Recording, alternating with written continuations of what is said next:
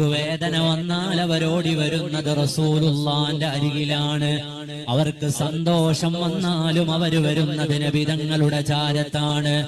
അവര് യാത്ര തുടങ്ങുന്നതും മദീനയിൽ നിന്നാണ്, യാത്ര അവസാനിക്കുന്നതും റസൂലുള്ളാന്റെ ചാരത്താണ്. അവരുടെ ജീവിതത്തിന്റെ എല്ലാ സ്പന്ദനങ്ങളും വന്നു ചേരുന്ന ഇടമേ റസൂലുള്ളാഹ്. ആനന്ദമാണോ? അവരോടി വരുന്നത് നബിതങ്ങളിലേക്കാണ്. അകം നീറുകയാണോ?